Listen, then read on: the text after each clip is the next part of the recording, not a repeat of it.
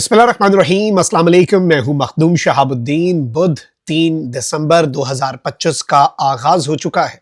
नाज़रीन किराम, रात गए भारत के लिए दो परेशान कुन और दो हौलनाक खबरें हैं। एक खबर तो मकबूजा वादी से है, जहां पर भारतीय फौज की सप्लाई लाइन पर हमले के हवाले से एक खबर सामने आई है। इसके साथ ही साथ भारतीय मीडिया इस खबर को छुपा तो रहा है, वहीं दूसरी जानिब भारतीय फौज के लिए चीन की तरफ से चैलेंजेस बढ़ते जा रहे हैं।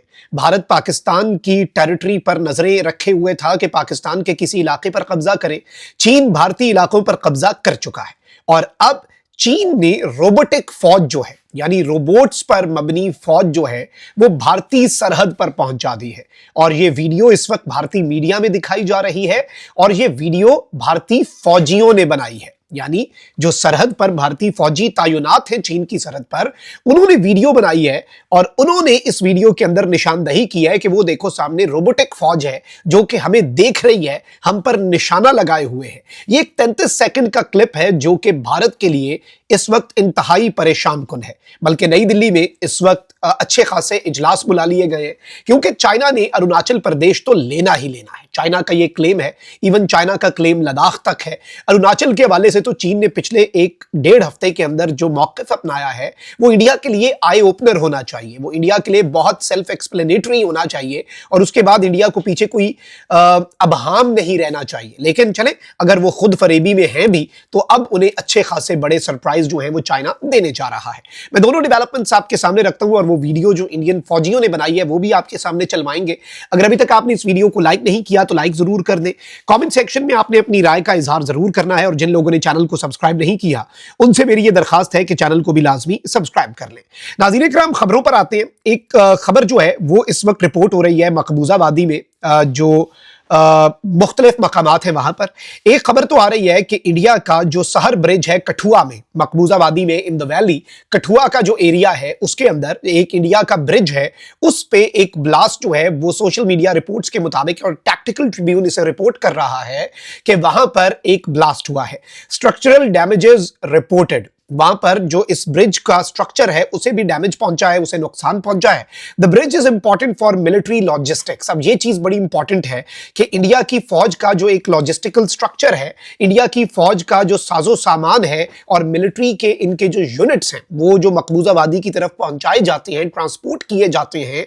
और आपको ये मालूम होना चाहिए कि मकबूजा वादी इस वक्त दुनिया का हाईली मिलिटराइज्ड जोन है, ओपन एयर प्रिजन भी आप इसे कह सकते हैं। Civilian to military personnel ratio जो है वो मकबूजा वादी में इतनी ज्यादा है, दुनिया में इसकी मिसाल कहीं और कोई दूसरी मिसाल नहीं मिलती। तो अब वहां पर जो फौजियों की और CRPF, central reserve police force की जो डिप्लॉयमेंट जाती थी, उसके रास्ते के ऊपर एक धमाका होता है और स्ट्रक्चरल डैमेज जो है वो पहुंचता है। इसके साथ ही साथ नाज़रीन किराम, ये ब्रिज जो है इसके हवाले से बताया जा रहा है कि यहां पर कुछ इंडियन लोकल सोर्सेज ये बता रहे हैं कि कुछ इंडियन मिलिट्री के जो व्हीकल्स हैं उन्हें भी कुछ मकामी, कुछ अननोन इंडिविजुअल्स हैं जिन्होंने आग लगाई है और ये मिलिट्री व्हीकल्स अलबत्ता खाली थे।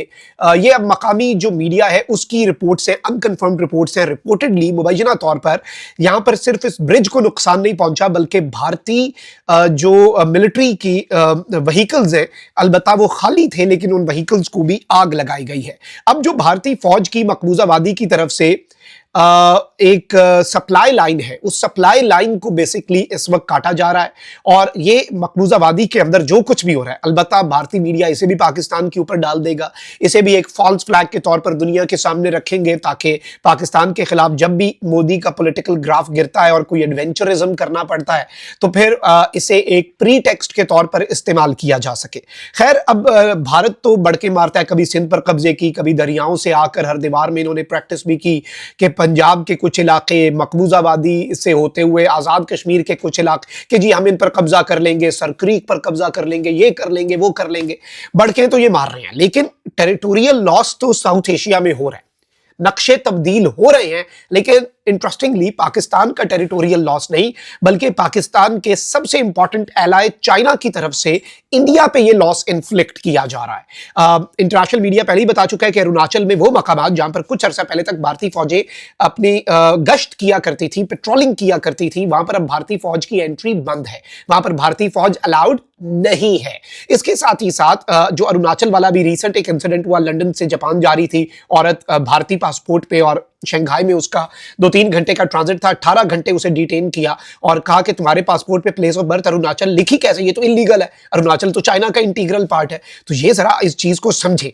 अब इस सब के अंदर चाइना इंडिया की उन तमाम तर कोशिशों को जूते की नोक पे रखे हुए है। चाइना इंडिया की उन तमाम तर कोशिशों को कि भाई वेस्ट से मार खाने के बाद अब आप चाइना के साथ ताल्लुकात ठीक कर रहे हैं। चाइना को इनकी रियलिटी पता है, चाइना को इनका असल चेहरा पता है, चाइना को इनका घिनौना चेहरा पता है। तो भाई चाइना ऐसा क्यों करेगा कि चाइना इनकी बातों में आ जाए। तो अब क्या होने जा रहा है, ये बड़ा इंटरेस्टिंग है। भारत के लिए नाज़रीन किराम, एक तो बांग्लादेश का महाज है, फिर पाकिस्तान का महाज है और अब चाइना का महाज भी। In the next few months ये लग रहा है कि चाइना ने कुछ बड़ा करना है।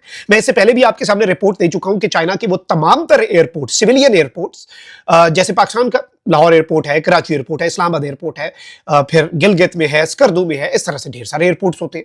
चाइना ने क्या किया, अपने सिविलियन एयरपोर्ट्स जो है ना उन्हें हाइब्रिड में कन्वर्ट कर दिया। अब वो डुअल यूज हो चुके हैं, यानी वहां पर सिविलियन एयरक्राफ्ट के रनवेज तो हैं, लेकिन अब उनके पास गैरिजन्स बना दिए हैं, वहां से मिलिट्री के जो फाइटर जेट्स हैं वो भी परवाज कर सकेंगे। और फिर चाइना ने एक ट्रेन का, हाई स्पीड ट्रेन का स्ट्रक्चर बनाया ताकि फौजियों को फौरी तौर पर पहुंचाया जा सके इंडिया के बॉर्डर तक भी, क्योंकि चाइना तिब्बत वाला और ये अरुणाचल और लद्दाख, ये चाइना के क्लेम्स अपनी जगह पर हैं। अब चाइना ऐसी मिलिट्री एडवांसमेंट कर रहा है। इंडिया को एक दौर था ना, इंडिया कहता था हम चाइना का मुकाबला करेंगे, और भाई तुम लोग पाकिस्तान का मुकाबला नहीं कर सके। पहला मरहला तो पाकिस्तान था, फिर तुम चाइना की तरफ देखते। चाइना तो अमेरिका का कंपेटिटर है। तुम तो इतने बड़े एस्पायरेशंस लेके चल रहे थे ना, चाइना और अमेरिका का भाई आपस में फटा है। तुम पाकिस्तान से तो आगे निकल के दिखाओ, जो तुम लोग नहीं निकल सके, और अब पूरी दुनिया मानती है।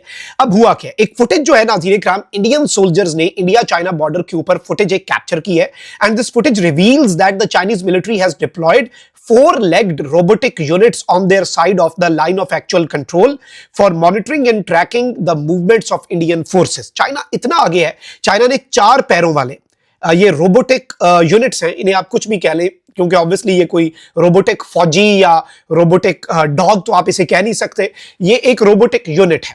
और ये रोबोट्स जो हैं बेसिकली ये 4 पैरों वाले रोबोट्स हैं, और ये चाइना ने डिप्लॉय किए हैं इंडिया की मूवमेंट के ऊपर नजर रखने के लिए, लाइन ऑफ एक्चुअल कंट्रोल पर और ट्रैकिंग के लिए। And obviously in the future ये इसी चीज से लड़ेंगे, इनके लिए लड़ना भी इन्होंने ही है। और अब तो इवन इंडिया के लिए चाइना के अकाउंट्स जो है वो मैसेज दे रहे हैं कि भाई क्या आप अभी भी अपने बेटों को चाइना के साथ लड़ाई के लिए फ्रंट लाइन पे भेजेंगे, मरने के लिए चाइना के हाथों? चाइना का तो नुकसान नहीं होगा, आप अपने फौजियों को भेजेंगे, हमारे तो रोबोट लड़ेंगे, हमारे तो रोबोटिक यूनिट्स लड़ेंगे, आपके साथ तुल के रख देंगे। और किसी रोबोट को कुछ हो भी गया तो क्या? इंसान और रोबोट में बड़ा फर्क होता है ना, मशीन और इंसान में फर्क है।